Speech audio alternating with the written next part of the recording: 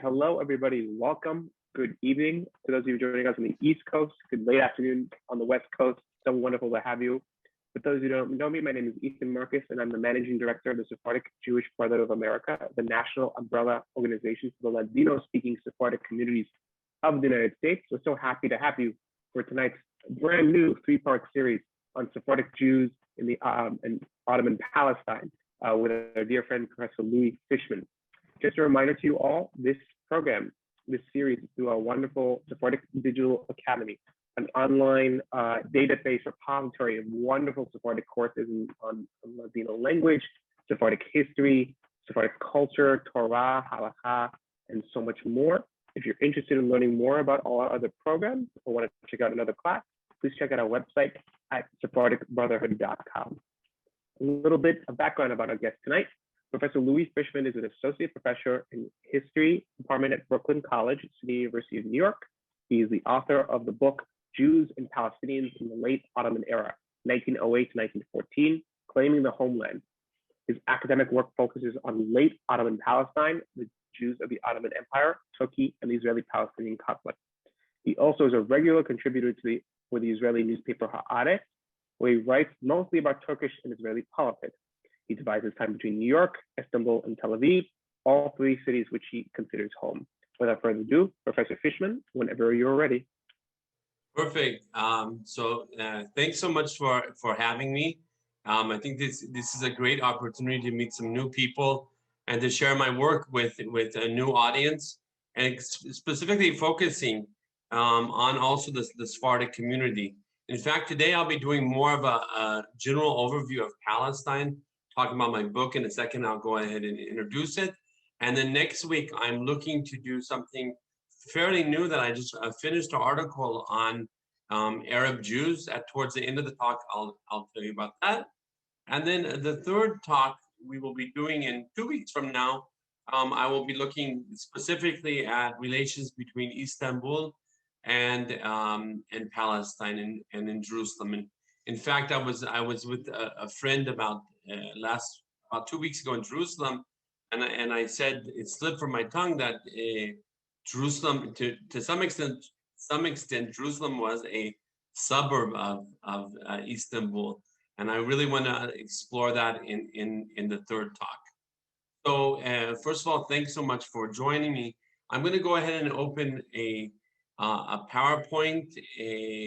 And first, perhaps because some people don't know me, I've already been introduced, but I was originally born here, and then later on I moved to Israel when I was young, and I ended up living in Turkey for about 20 years, where I still have a home. So I really, like Ethan said, I go between the different cities, and I see a few people here who I know, so it's great to see you.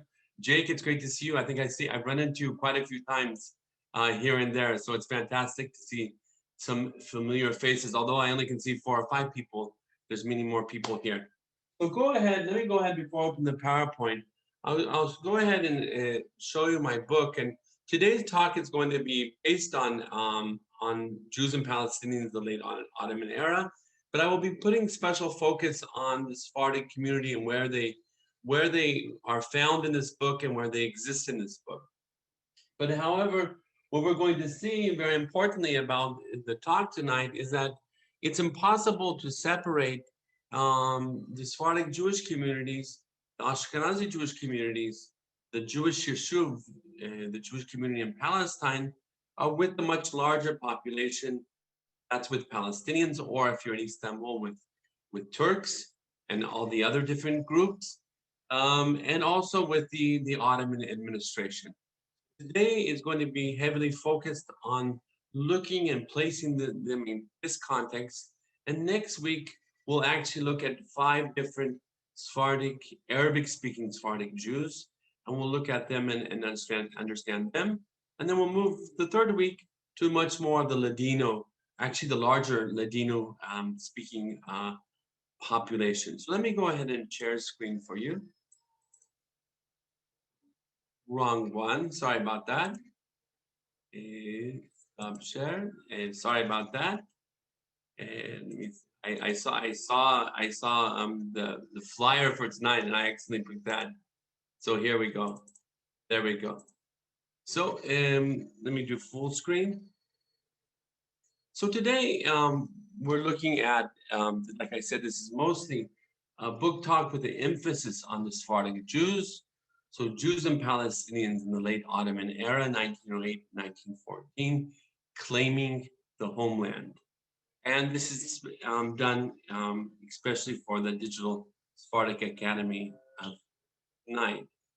So I've added different slides here in the PowerPoint. That's not usually in the book talk. So first of all, I think when we look at the Sephardic community, and in a second we'll break it down what we mean by the Sephardic community, we have to remember that the Ottoman Empire was a multi-ethnic empire, which was home to different Jewish groups. Let me move this Zoom.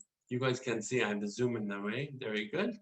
Yeah, it's a multi-ethnic empire which was home to different Jewish groups, all who had relations with the different local populations, which I had just talked about. So obviously, if you're in Sarajevo, you're going to have a very different experience than if you're in Istanbul. And someone in Istanbul is going to have a different experience, even from those in Izmir. And of course, if you come to Palestine, down here, Eretz Israel, it was a special place for Sephardic Jews because it was the homeland also, although it's not an independent state, and they had no idea, even the Zionists among them never envisioned it being an independent state.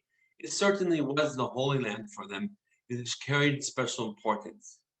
But of course, also in Palestine, as we'll see, the community in Safed or in Tzfat, in Tiberias and Jerusalem were all very, different from one another. I would like to argue. So, by 1913, remember most of the empire, the period we're working on. Suddenly, if you see the cursor, they're going to lose the great city of Salonik, and that's also going to transform the community. So I think that's also something we have to remember, is that during this period, the Sephardic community itself, I would say, is a bit under siege because they realize that slowly they're losing this great empire that they were part of. And with losing the empire comes losing the very important word I've been focusing on more now and less in my book, is the word mobility. So if we want to start with the end, by the end of World War I, the Sephardic community no longer can move from Sarajevo or Salonik to Istanbul to Jerusalem and to Cairo. And I think that's going to also put a special weight on the community. Now today we'll be looking at Palestine, and Palestine was divided by the Ottoman government into two different districts. One was the Quds Sharif Mutasarrif, which was founded in 1872, and the other one is the Beirut district, the northern parts of Palestine, which is right up here. In a second, we'll move in the maps and we'll look at them. But we have to remember that for all the people that I will be discussing tonight, whether it was the Jewish minority in Palestine that saw this as Eretz Israel, for the Palestinians, by this period, they are starting to refer to it and also develop a local identity, and they see this as Philistine. I use the Philistine as the Turkish one, actually, it's Philistine. And then you see the Arabic Philistine here. But we all know that, in a second will come, that we all know what we're talking about. We're talking basically about the Holy Land. And importantly, if we look also at earlier maps around 1912, 1913, more and more you're seeing the whole area, despite these divisions, called in Turkish both Philistine or Palestine, or in Hebrew, Eretz Israel. So here's a close-up map of the Jerusalem district. Now, for anyone that reads, this is Ottoman Turkish, but of course it's written in Arabic characters. So it's just Quds Sharif Mutasarraflı. This is from a handbook that was a pocket, what do you call it again for maps? I just suddenly forgot it. A pocket atlas from 1913. And I actually found it on Istiklal Caddesi in Turkey in one of the bookstores. It's a fascinating map. And if anyone reads, what we don't have here yet is we don't have Tel Aviv, of course. Tel Aviv is not there. And we do have Sarona. And Sarona is now a mall, but that was originally a German Templar settlement there. So we have Jaffa, and the main cities for the Sephardic community overall, the main cities would be, here it's in the Turkish, Khalil Rahman, or in Arabic, which is Hebron. And then we also have Jerusalem, and then we have Jaffa. These are in this district. Of course, up in the north, we're going to have Tiberias, and we're going to have Sfat, and we'll see Haifa in a second. Now, of course, all these villages here post 1948 are not going to be there anymore. These are the villages that are basically erased, or and that's what most of these people make up, the refugees that end up in Gaza. Okay, so these are the peripheral areas change quite a bit in the south, not in the north as much. And here we have, right in the very top part, we have Tiberias right here, Tiberia, and we also have Safat.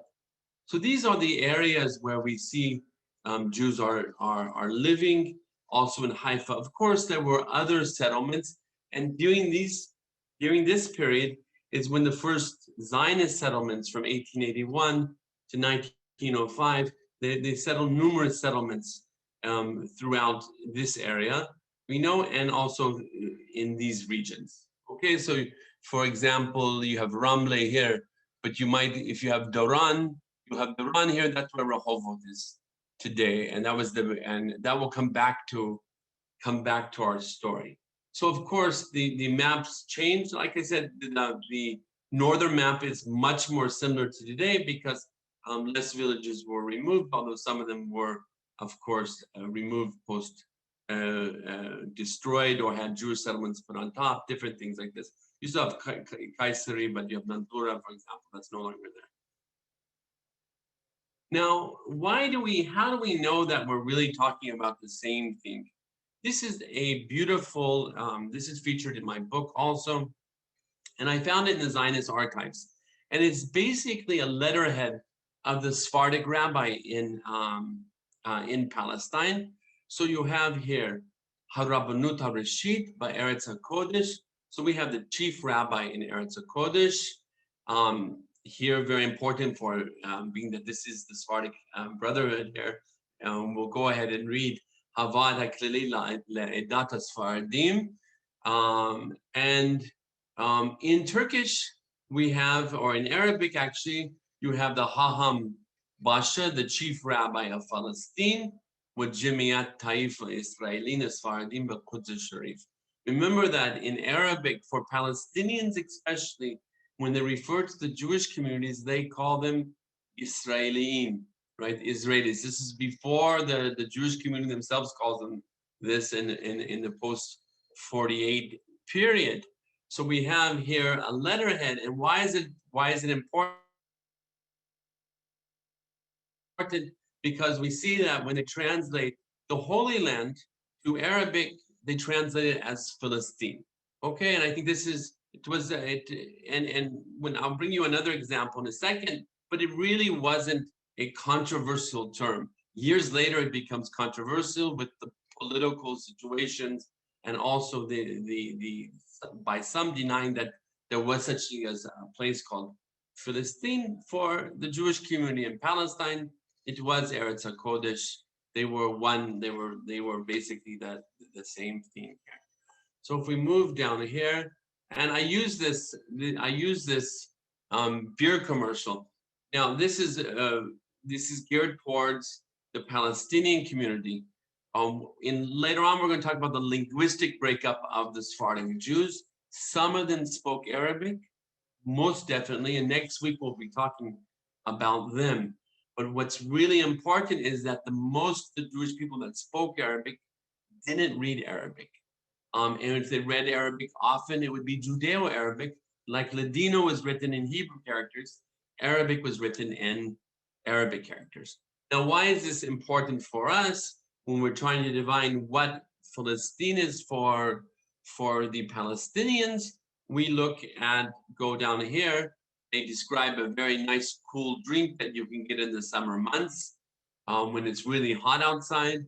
And if you want to, for it to be sold in your store, you will need to contact Yusuf Elena, who is the general distributor in Palestine, Philistine, with Syria. Now remember that the names here that we're talking about, they are local identities, local geographies. No one really has any idea that the British are going to come in 1917 and the French in other areas and occupy this and divide it up into modern nations. But I think this is really telling that even before 1914, they had simple ideas of what Philistine was, Palestine, Lebanon, and Damascus. Next week, we'll be speaking much more about the different Sephardic communities there and how they differ very much from Jerusalem. And I think that's going to be something we'll be coming back to tonight, how very different Jerusalem was compared to Damascus, Baghdad, or Istanbul. Now, in my book, this is the part we'll be speaking more about my book. I make some pretty big claims, I think. But once we hear about them and break them down, I don't think they're that difficult to accept. Following the 1908 Young Turk Revolution, Palestinians and Jews each began to transform into political communities, forming distinct local identities and realizing the need to take concrete steps to claim the homeland. Palestinians during this time, I'm speaking about Muslims and Christians, come to see themselves as a community independent of Syria, while the local Jewish community opts for separation from and not integration with the overall Palestinian population. Despite some research claiming otherwise, I argue that the Sephardim were no different on this aspect. And this is going to be something very key, because if we look at Baghdad, for example, and you could argue to a great extent in Syria, but especially Baghdad, we see that the Jewish community already in 1908 is talking about integrating with the much larger Arab population in terms of identity, in terms of creating coalitions. Where in Palestine, it was very different. Yes, Jews, whether some, mostly Sephardic, but also some Ashkenazis, lived together with Arabs often. They often shared social spaces, public spaces. In the post-1908 era, they start to divide. And then I talk about, by 1914, the minority Jewish community had become an independent actor despite the growing protest of the Palestinian majority. And of course, as I said before, this is all happening within an Ottoman context. Now, I think perhaps most important in our next two lectures, we will be dealing a lot with historical narratives. And historical narratives, dominant historical narratives, are very, very hard to break down. And one of them is both, we can look at the Zionist narrative, but we can also look at the Arab nationalist narrative I'll touch upon also. So this work the book that I wrote, rewrites the history of the area and puts it in the context of the late Ottoman period. And I say it does not read history backwards by projecting the realities of today back in time. So what do I argue? What do I look at? I usually say that when writing Israeli history, now this is going to be very important to understanding the role of the Sephardim. They start at 1948. They go back to the British Mandate, when this is the years the Ashkenazi Jews, the immigrants, become the hegemonic power. They bring it back to 1917 Balfour Declaration, and they said, how do we get here? They connect it to the second Aliyah and the first Aliyah. So this book challenges this notion and the Zionist narrative of Aliyot, the mass waves of migration. This is an essential part, I argue, to understand the role of Sephardim within the Jewish history of the Yeshuf. Because what we see, what I'm starting to understand, was that they were a much more hegemonic power, dominant group in the 1908 to 1914 period. They lose this role in the 1920s and 30s, and basically are written out of the history because of this. So if we go back in time without going backwards, we see a very different reality. Now, my work also demonstrates that to understand the collapse of the Palestinian society in 1948, one needs to go back to the Ottoman era. It was during this period they forged their first acts of resistance, and it was this period that they're also able to bring their case to the Ottoman Parliament, unsuccessfully so, I might add. Both Jews and Palestinians, most importantly, and this is probably the headline of the talk, both Jews and Palestinians did not predict the fall of the Ottoman Empire. And I think when we look at Sephardic history, that is something huge. That is a moment where no one expected it's going to happen. And when it does, it radically transforms the different Sephardic communities and Ashkenazi communities as well, in addition to the Arab community. Now, here in post-1908 Palestine, we have numerous papers, but the greatest papers of them all in Jerusalem during this period are two Hebrew papers. One of them is HaCherut, and HaCherut is the paper of the Sephardim. It comes out later on. It turns into basically a daily. It's bi-weekly, and then it comes more. And by 1914 is basically a daily paper. Of course, not for Shabbat. And you have Hatzvi, which is originally founded by Eliezer ben Yehuda. So these are daily papers. And to tell you the truth, there's not a huge difference between the two newspapers. One of the main differences is that HaCherut, the Sephardic paper, really covers in depth the different Sephardic communities in the empire. So for the writers in HaCherut, they're really interested in what's happening in Istanbul. They're interested in what's happening in Damascus. And more, I'm learning that they were very interested in what's happening in the Egyptian Jewish population. This is something next week we'll talk about. It's not in my book, but I really see that it's something central. Now, for the Palestinian community, who are the overwhelming, the Jews are the majority in Jerusalem, but overall, the land, the Palestinians are the far majority. They're about 700,000 to 100,000 Jews, between 80,000 and 100,000 Jews. And they have one newspaper called Palestine, that's founded in 1911, Palestine. And they also have El-Quds, Jerusalem newspaper. El-Quds being much less political, Palestine being really, I would say, a very, very political outlet.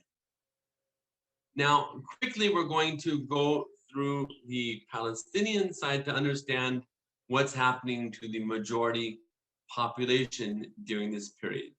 So my book says, understanding Palestinians, it understands Palestinians not through the lens of the Jewish minority, but as a community that made up 85% of the overall population. They are an independent factor with a rich history. And looking at, perceiving history this way also is going to be crucial to understanding the Sephardim. And now I added this for our talk today, but it's no less important. This too will be crucial in understanding Sephardim, not through the lens of the Ashkenazi immigrants. So basically, if we get back to that historical narrative, what I'm saying here is that the overemphasis on the Jewish immigrants and on the extreme minority that settle outside the urban arena, by doing this, we miss understanding the urban Jewish community, which is overwhelmingly in Jerusalem, which is Sephardic, okay, or half and half.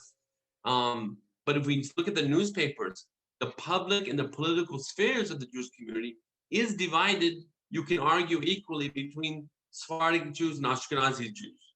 We're going to come back to the breakdown of these different groups in a second. Now, I also look at a unique Palestinian identity emerging during the late Ottoman era, not just as a reaction to Zionists. And I have a whole chapter about a archaeological dig in the Temple Mount, the Haram al-Sharif, and that's something very important. We might touch back upon that. Now, less important for our talk today, but the Palestinians also see themselves as independent of Syria, or what they would later call Southern Syria in the post-1918 period. And this does not disregard the fact they also had strong Syrian Arabs. So very much like the Jews having, the Sephardic Jewish community especially, having ties with the different communities outside, Palestinians, notables, and also, families had relations with other cities also. And remember that the Palestinians, like the Jews, are also studying in Istanbul. Okay, and I think that's something very important. Now, we'll see that by 1914, the Palestinians start to fear that the Jews are becoming the dominant group there, the hegemonic group. Now, we're going to come back and we're going to ask ourselves, why is that if they didn't want an independent state? Well, to tell you the truth, in the post-1908 period, that's when we get the Jewish community, we're going to see that they're also opting now for an autonomous homeland in Palestine. So we'll come back to that. So a 1914 poem by Palestinians in the newspaper, "Oh Palestine, you have slept for so long. Oh Palestine, your glory is withering away. Oh my people, if we only knew our reality, we would weep and mourn over the loss of the land. Oh my homeland, you have fallen into the hands of the enemy. You have been plundered and under the injustice of those who hate my land. Save my homeland, my heart, spirit, and soul." Now, why is this important, so crucial for us to understand here? Is that the roots of the conflict actually go back to the pre-mandate period. And I think that's something that really has not been explained in the correct way in most of the histories. Now, I'm going to go ahead and move across this. We won't talk about it too much, but I define something I call Palestinianism, and that's what it denotes the essence of what it meant to be a Palestinian before the rise of nation-state nationalism. When in the late Ottoman era, a modern notion of patriotism in Palestine began to be expressed among the local Arab population, and this acted together with one's identification as an Ottoman Arab, Muslim, or Christian. So very much how the Sephardic Jews could be divided between Ladino speakers, and they have ties to Jerusalem, historic ties to Jerusalem, in addition to ties to Istanbul. What we're seeing is that during this period, people had multiple identities, okay, and that often changes in space and time. So and understanding of homeland resonated at different levels. Urban notables, new educated elite, village leaders, peasants, interchange of ideas. By 1914, though, we know that terms like Palestinian, Falastini, the Shab al-Falastin, Palestinian people, or people of Palestine became much more widespread. Now let's look at the Jewish community now. The Jewish community overall adopts Ottoman patriotism during this period. Now, let me go ahead and I'm going to just stop share for a second. I'm going to look at you for a second and bring you back here. So in the post-1908 period, we're going to see in just a minute or two, more and more non-Muslim communities start identifying with the Ottomans. And the idea is that the new freedoms of the Young Turk Revolution is going to allow them something called autonomy and the right to speak in their language in their land. So what we're talking about is that the Jewish community, as we'll see in the PowerPoint, is looking towards other communities such as Armenians and Greeks and saying, wait a minute, how do we develop our own language? Now, remember, for the most outside of Palestine, very few Jews spoke Hebrew fluently. Okay, that's across the board, and we know that this is traditionally with Turkish Jews. I think from once it becomes Turkey, we see that Hebrew was never a strong part of the community. But in Palestine, that's where it's different. In Palestine, Jews, whether they were Sephardic, Ashkenazi, were all starting to adopt Hebrew as their language. So the Jewish community adopts Ottoman patriotism. And what does that mean? It's actually a concept that I've developed where I call it separation through integration. By integrating into the Ottoman Empire and becoming proud Ottoman citizens, they are able to also separate and develop their own autonomous schools where Hebrew is going to be the main language of the schools, and second will be Ottoman Turkish. And this allows Hebrew to really develop into the dominant language of the Jewish Yeshuv. Let me just go ahead and state for the ones that don't know, the Jewish Yeshuv is the Jewish community in Palestine pre-1948. Now, many people divide this into the new Yeshuv and the old Yeshuv, or the old Yeshuv and the new Yeshuv. I'm starting to just call it the Ottoman Jewish Yeshuv. And I think the next two classes will understand why that really makes sense. Now, look, what do we have here in the post-1908 era?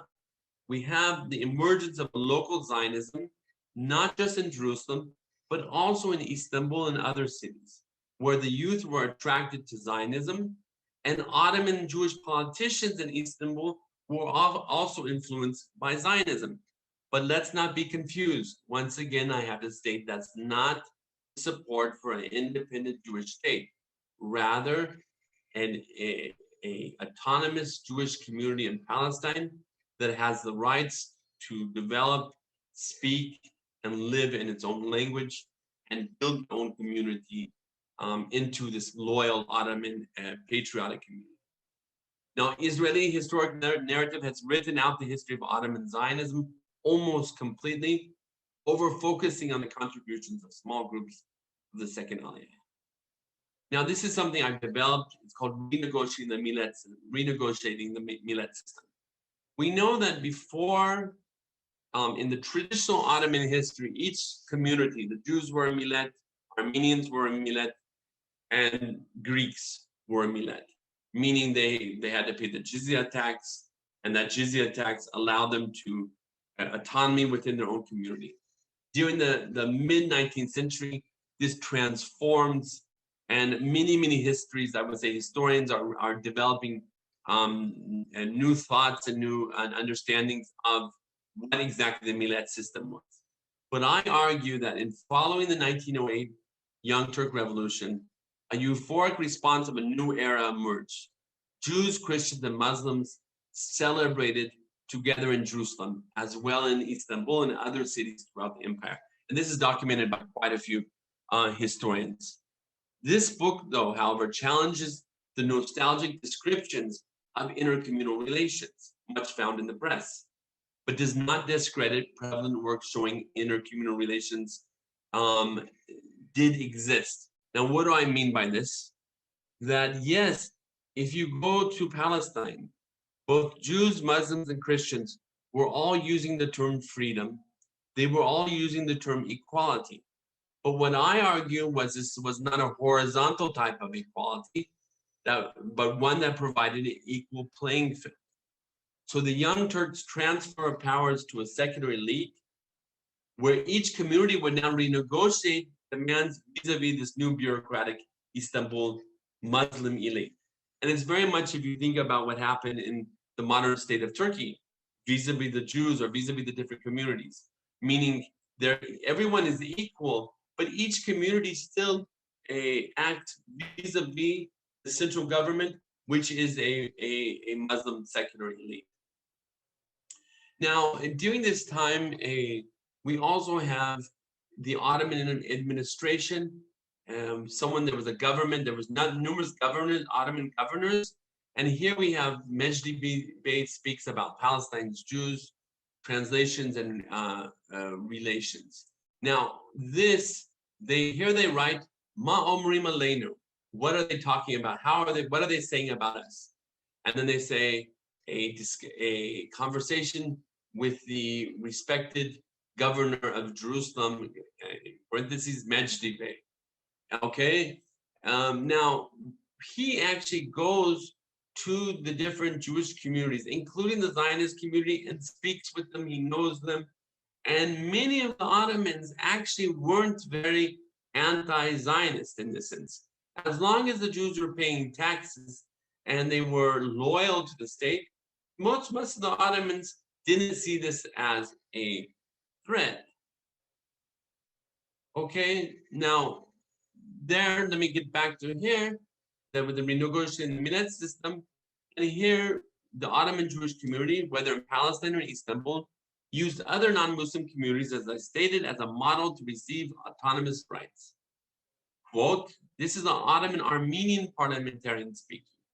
Freedom of language, more than anything, will show the people of the empire that the Ottoman flag is the best shelter of their national freedom, and this feeling will unite everyone together and will link everyone with the greatest patriotism to the Ottoman homeland, and will enlighten everyone together to love the flag and always defend it. And this is what happens with the Jewish community in Palestine. Okay, now let me move here and go to the different, I missed one part, I believe. One second. And I see that it's not here, but maybe it's down farther, because it's something very key to our talk today. Yeah, so I didn't have it here. So let me go ahead and talk a bit about, before we come back here, we only have about 10 more minutes, and then we can open up the floor to questions. But I really want to stress, when I'm talking about Sephardic community, the Sephardim, or I'm talking about the Ashkenazim, we're talking about multiple communities. And during this period, very much like you have the beginnings of the nationalisms starting to emerge, you also have a coming together of the different Sephardic groups and uniting and starting to strategize together. So what I call is, in the Jewish Yeshuv is built up, the Jewish community is built up of what we call a hodgepodge of Jewish communities. Okay, so there's not one Jewish community, there's not one language, there's multiple languages.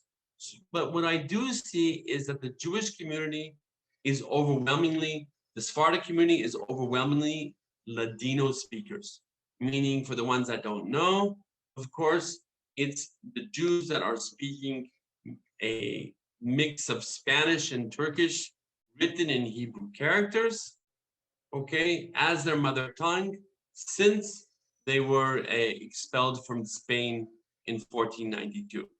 So think about 500 years, we know that the Ladino was basically Judeos Espanol. So this is one of the main communities. But what we'll see in next week that we have different communities also. We have the Arabic-speaking Jews. But Arabic-speaking Jews are divided between Moroccan Jews and Yemenite Jews.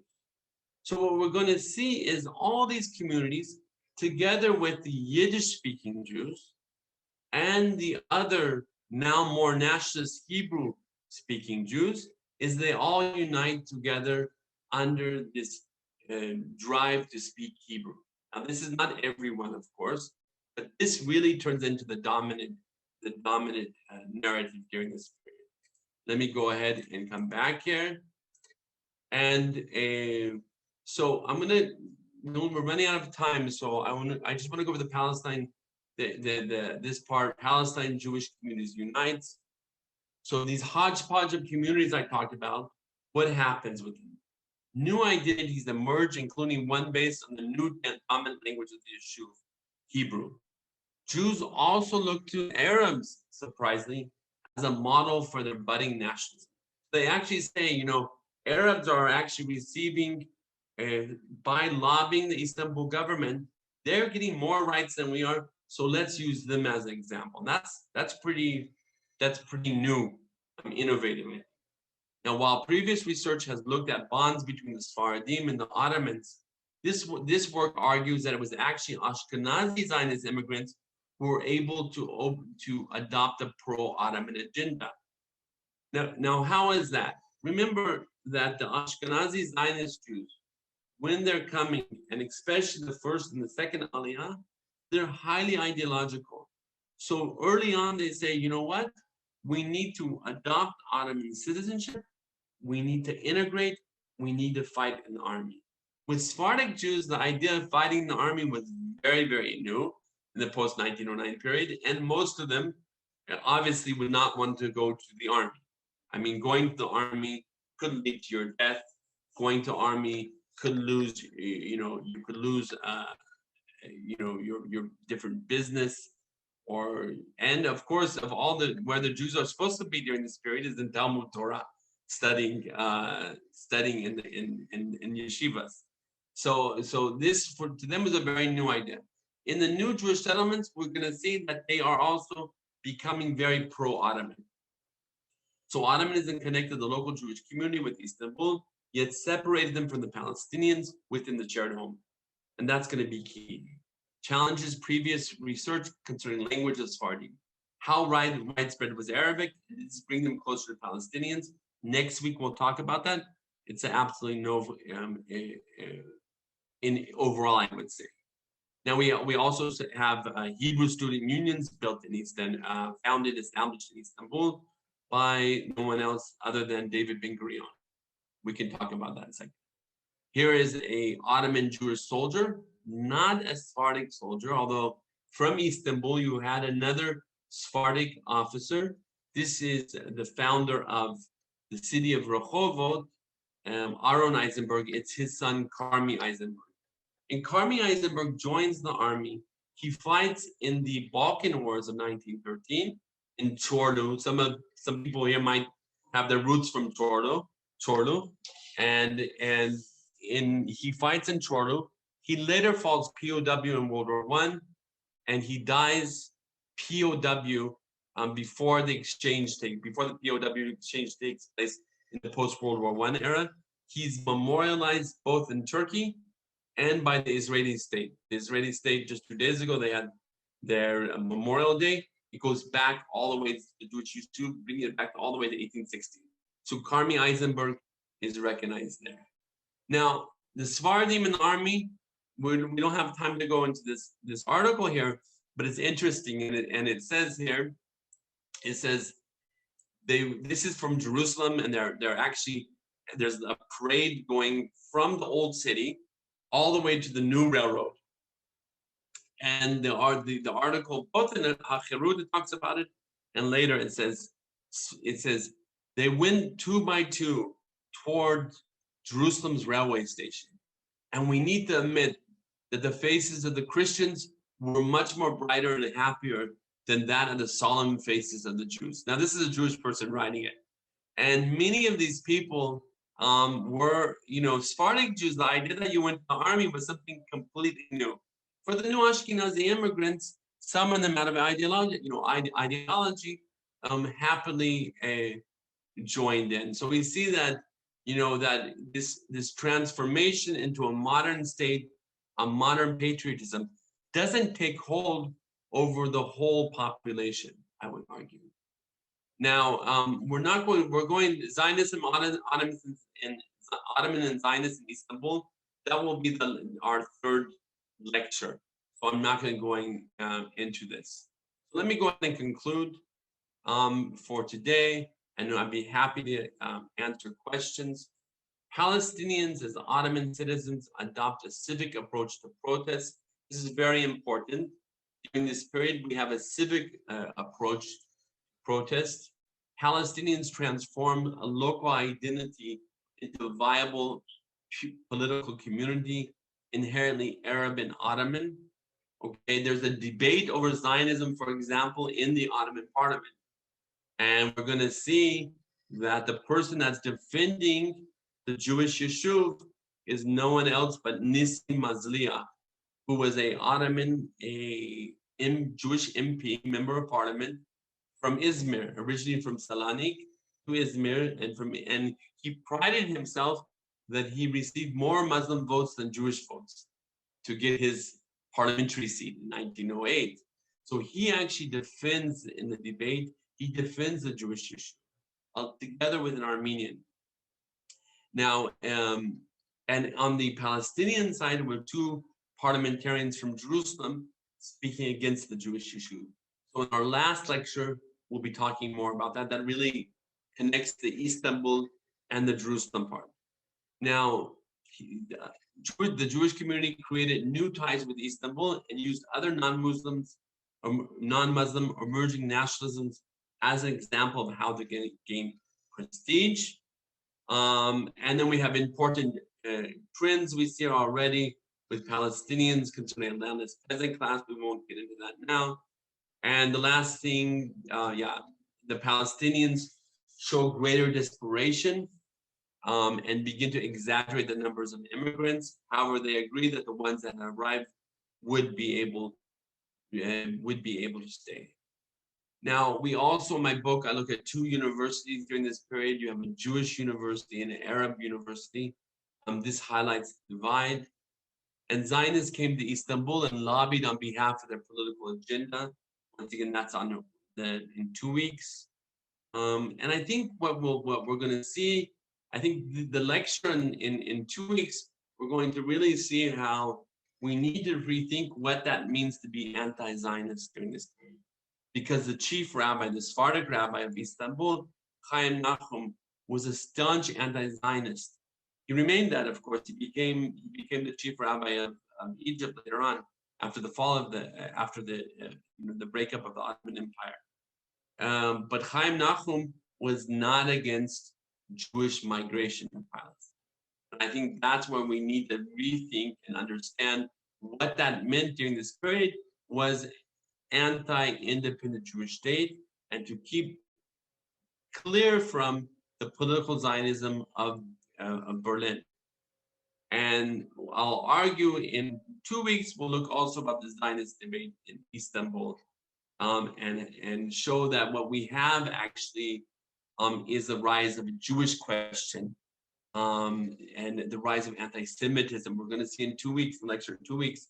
And also next class, we'll talk about it, is that within Istanbul, less so in Palestine, we have the rise of a very strong strain of anti-Semitism that's very characteristic of what anti-Semitism you see in Turkey later on. Now, next week I'll be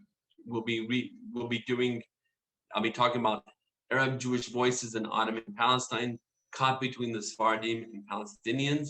So we'll be looking at 5 different people: Albert Entebbe, Nissim Malul, Shimon Moyal, Esther Moyal, and Avram El-Maliach.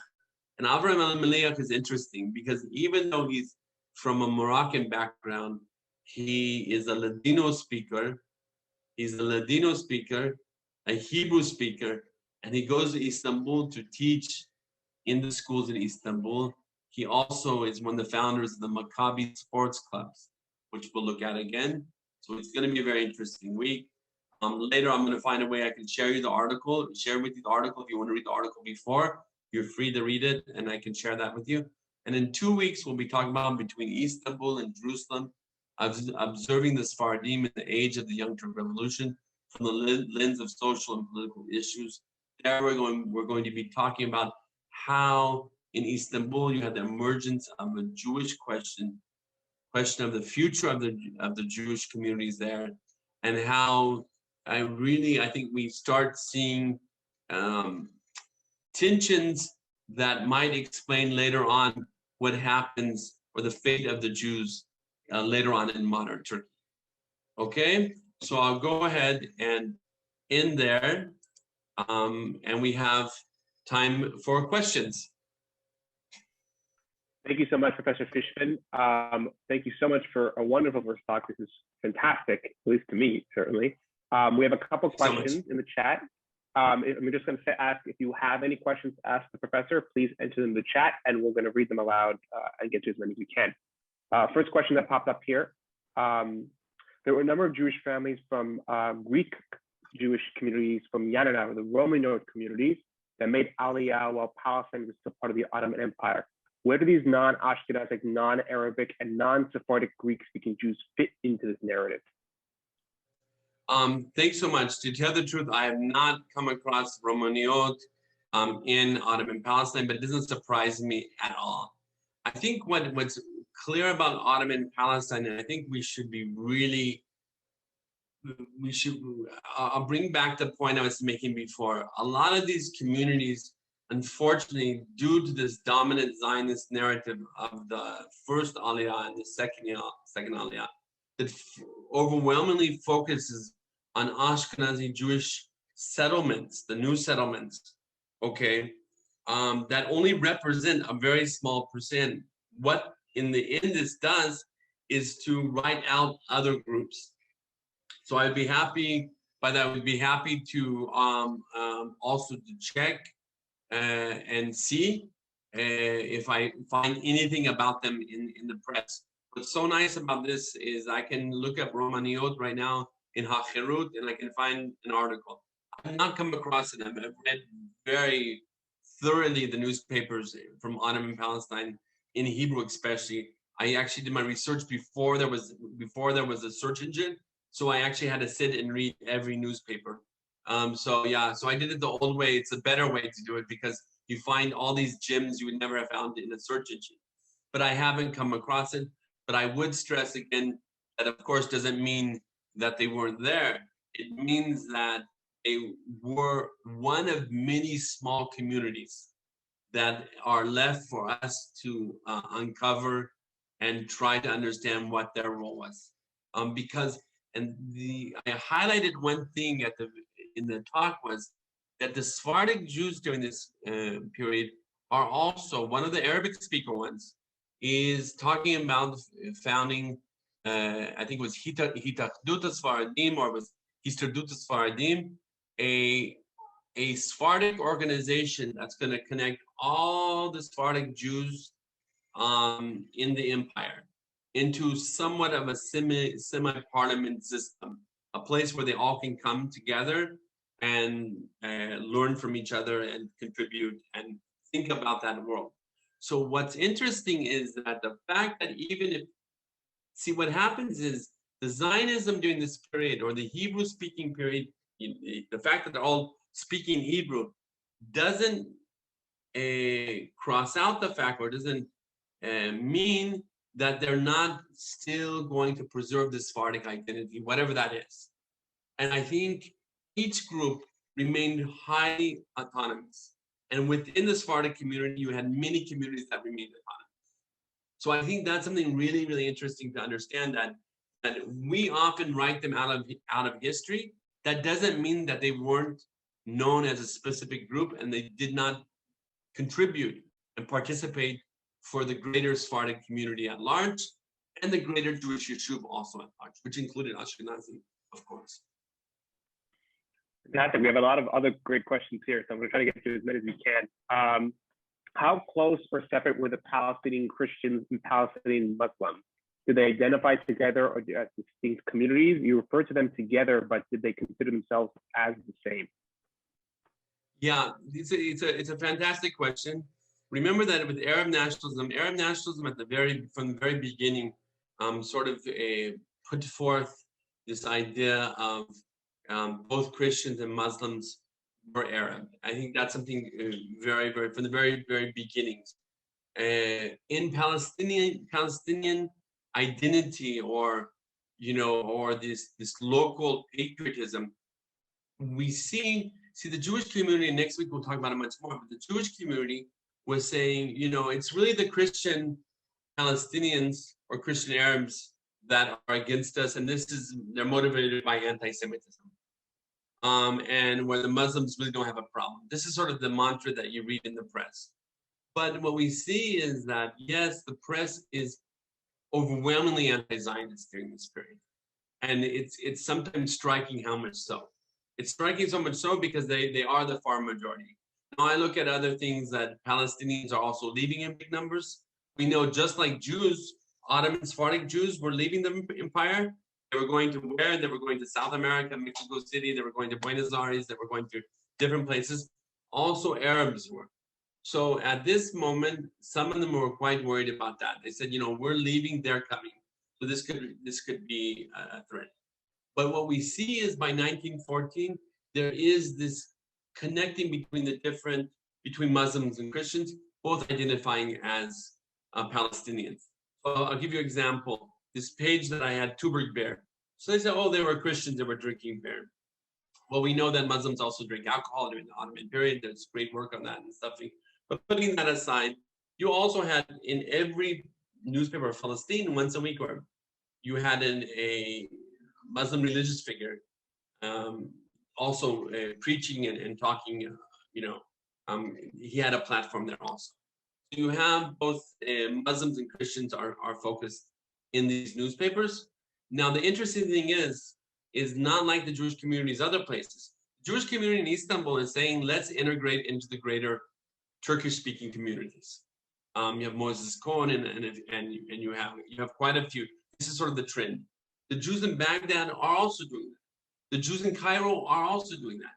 What we have in Palestine is something very, very different. And that's where Hebrew plays that role. It's them adopting Hebrew and transforming into this independent community, right? That leads them, I think, to this huge gap between the two communities. And next week we'll be talking much more about that, because it's the Arab Jews that I'm talking about, the Arabic-speaking Jews, who some define themselves as Arab, that this is the hardest struggle they face, is that they're saying, wait a minute, if they accept us in Cairo, why don't they accept us in Palestine? You understand? And that's where you have the beginnings of what I would call a conflict or a gap between the two. Another great question here, or at least a comment/question. This is from a dear friend of ours, Professor Mary Mizrahi. He says, very informative. The speaker spent quite a bit of time describing Palestinians as identified by a geographic location. He was curious that you did not talk about how after 1914, this group of Arabs developed any type of identity apart from the Ottoman Arabs. He was wondering if there was specific evidence that presents this development between 1914 and 1948 of this identifier separating Palestinian Arabs from the kind of Ottoman Arabs as a concept. Yeah, it's a great question. I think what we see is that when we look at, and I'm talking about the 1908 to 1914 period. So we have these local identities. Now, remember, when I'm saying Palestinian Arabs, I am not saying that they ever foresaw at this moment an independent state. Very much like the Jewish groups did not foresee this. Even among even the Zionist organization at this moment, in 1909, 1910, they transformed their idea of an independent state, and they say, wait a minute, we might have a chance to build an autonomous homeland in Palestine. It's this and other issues and fears of British imperialism that lead Palestinians to start to see that they are in the same boat, and it's very different. Now, we know during this period, if you look at Lebanon, right as my book came out, a few years before my book came out, there's a book on Lebanism. And this idea of them sort of starting to adopt the beginnings of a modern Lebanese identity. You also have Syrianism. So when I talk about this, of course, I think if, you know, that Palestinian went to Damascus, they could, and they're from the notable classes, you know, they often had ties. Just like Albert Entebbe was from Damascus, but he ended up in Jerusalem and later in his life. So I think they would obviously recognize that they're from different regions. They're all Ottoman Arabs. There's no doubt about that. But when I don't stress Ottoman Arabs like I do Ottoman Jews. Ottoman Jews, I think they still have this very idea, especially Sephardic community, this very mobile idea of being connected to Istanbul, to the chief rabbinate in Istanbul. I think that's something interesting. The last thing I will say is that by the end, in 1914, you actually have specific groups. If you're talking about the Arab identity, you have specific groups that define themselves in Turkish, Filistin gençleri, the Shabab of Palestine, the Palestinian youth. And you have clubs in Cairo, clubs in Istanbul, clubs in Beirut also. Now, what's interesting at this point is it's not so hard to understand. David Ben-Gurion, when he goes to study in Istanbul, now this is the last lecture we'll talk about this part, you know. But why don't we ever hear? We all know that David Ben-Gurion went to study there. We never do anything with it, right? He went to study there because he didn't foresee the fall of the empire, and he thought he might want to integrate. But while he was in there, while he was in the capital, he said every group has their own student club. Albanians have it, Turks have it, Kurds have it, whatever. Okay, why don't we have an Ottoman Hebrew student union?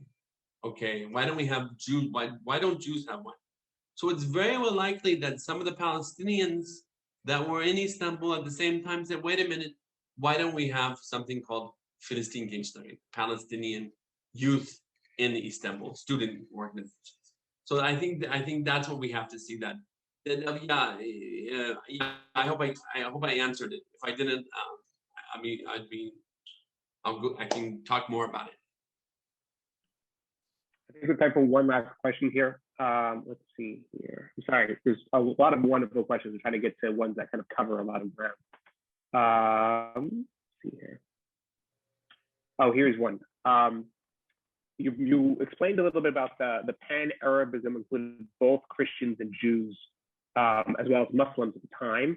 When did we see the start excluding Arab Jews from this pan-Arabism movement? When did we see that starting, and what kind of caused that transition? Yeah, so next week I'll also give the article out so people can read it. I can share it here so people can read it. It's literally, I didn't think it was going to be published this quickly, so it's perfect for this talk. I was going to talk about it before it was published. Now people can actually read it. But I'm not when I talk about also, you know, Arab identity among Jews. This also was much more locally based. So we could talk more about Iraqi, you know, once you have the foundation of Iraq, of course, they didn't call themselves, so before the Mesopotamian Jewish community, you could argue different ways of defining themselves. Baghdadi, of course, Baghdadi, right? The idea of a Baghdadi Jewish community. But so I think each place had different dynamics. So the Arab Jews in Cairo, for example, the two people that we're going to be reading next week, Shimon Moal and Nissim Mesliah, they were quite pro, let's even integrate within, this population. But it doesn't ever work when they bring it to Palestine. And I think with Cairo, what I argue in the paper is Cairo, you have a saying that's really emerging, Egypt for the Egyptians. Okay? Misr le-Misraïun, right? Egypt for the Egyptians. And in that, once again, once you clamp on that local identity of what it means to be Egyptian, if you follow me, right? That is meshed together with this Arab identity where Jews are able to fit it. So we're not talking about pan-Arab. Pan-Arab would be very different. And that's much more, I would say we contributed to 1950s and 60s. That would be, I think would be far less popular among most Jews by far. but definitely, you know, a local Baghdadi would transform to this Iraqi Arab identity. Absolutely. Damascus, you could argue yes or no. Cairo, most definitely, it happens during this period. You see them writing. You see them writing in newspapers. El Haram. You have, you know, Esther Moel, who's a very well-known author in the late 19th century in Beirut, and she's a woman Jewish author that's accepted and read, and people read her in Beirut and in Cairo. But when you bring it to Palestine, because of that divide, it can't happen. And that's really where the Jewish issue, I argue, and the Palestinian community start coming head to head. So with that, we're going to close for this evening. I just want to thank Professor Fishman so much for this wonderful first part in three-part series. I'm sorry we couldn't get to everyone's questions, so please hold them for next class. And I'm sure I'm going to try to forward as many questions along to Professor Fishman. Can I share the article if they like to read it?